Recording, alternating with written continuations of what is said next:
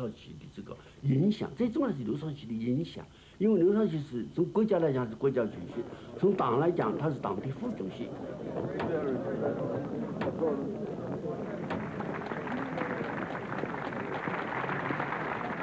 都是互相有关系的，他就认为只有把更广大的群众、党内的群众、党外的群众都发动起来，才能把刘少奇的问题解决。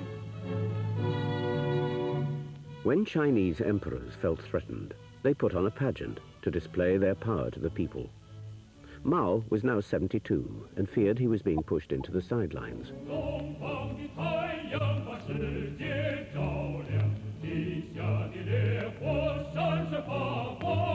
In July 1966, Mao took a symbolic swim to show his strength.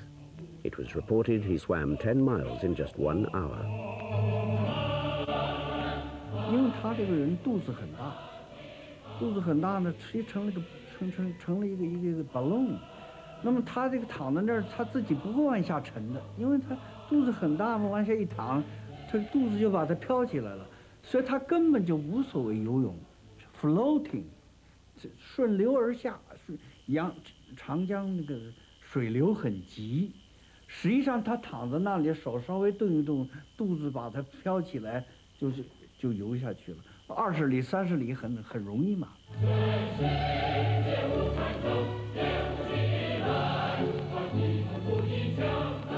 It was a swim that he was back in power, back in the swim of things, literally, and he had both physical and political vigor. He was supposed to have swum an extraordinary distance in the Yangtze, breaking all world records, but of course that was natural, I suppose. But he had other aims in the revolution. Mao wanted to recover power. He'd been sidelined. He wanted to get back in the center.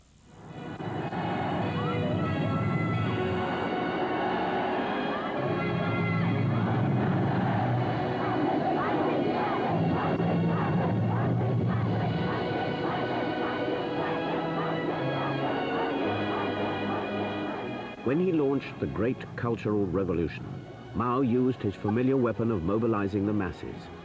The great helmsman, Chairman Mao, called on the people to purge the Communist Party and to bring down the party hierarchy.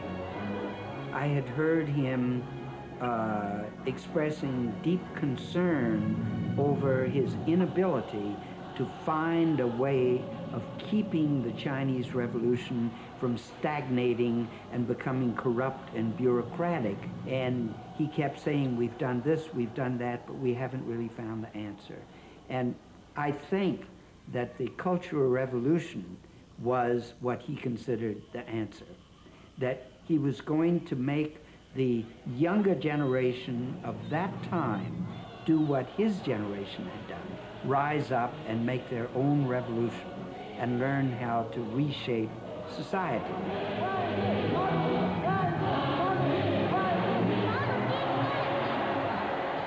Mao's real aim was to destroy his enemies.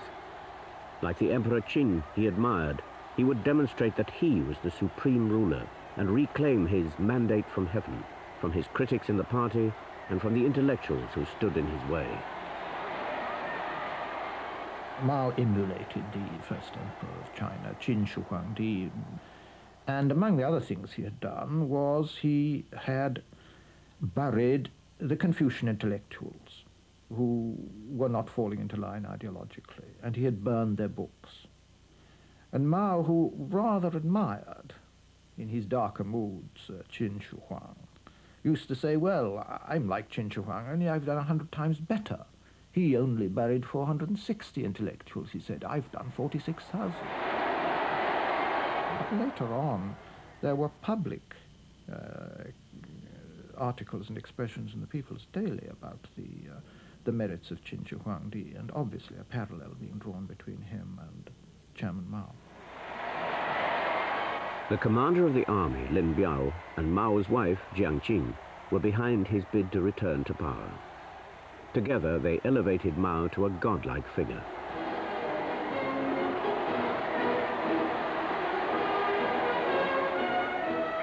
Their textbook was the Little Red Book of Mao's thoughts.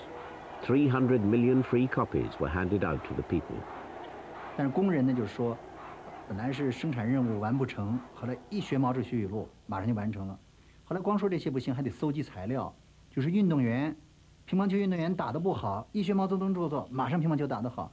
但是我们画画的也没有，就只能说本来画的不好，一学毛主席著作，就可以画的这个艺术性也都提高了。大家都是尽量夸张的来说这些。我们生活在北京，就跟伟大领袖毛主席离得特别近，就是我们是得天独厚的最幸福的公民。我记得非常清楚，通栏的标题是"全世界人民热爱毛主席"，当时我们都感到很惊讶。你说中国人爱毛主席，大家也许觉得还对，那怎么全世界都热爱毛主席？At the vanguard of the Cultural Revolution was Mao's army of Red Guards. Their mission was to rebel and destroy. 从邪教里杀出来了！我们要造反，造党内一小撮走资本主义道路当权派的反。我们要革命，革资产阶级牛鬼蛇神的命。我们要大战革命之风。The saying was, without destruction, there's no construction. So you would see the students marching through the streets of Beijing, shouting slogans, down with all authority, down with the old world, up with the new world. And in front was a huge portrait of Chairman Mao. He was the authority that allowed them to be against all authority, except for him. All those in authority were singled out as targets by the Red Guards. On the night, the unforgettable night of June 6th, I was dragged out of my bed by Red Guards, my own students. I saw, my goodness, all the professors and senior lecturers were down on their knees, with their heads bowed, listening to a harangue by one of the student leaders. And I was so on my knees because they were kicking me from behind. The very student who raided my rooms on the night of June 6th, who was at the head of other students, was the one I had tutored with special care on instructions of the chairman of the department. So he was the one who took the lead in shouting slogans, down with ruling corn, down with US imperialism. He called us cow demons and snake spirits out of the Chinese mythology, I suppose, so that the people, the populace, could easily identify us as monsters, as evil spirits, not their kindred spirits. Since we were already ghosts and monsters, so that we were no longer human beings, you see. So they could be dealt with as demons and monsters.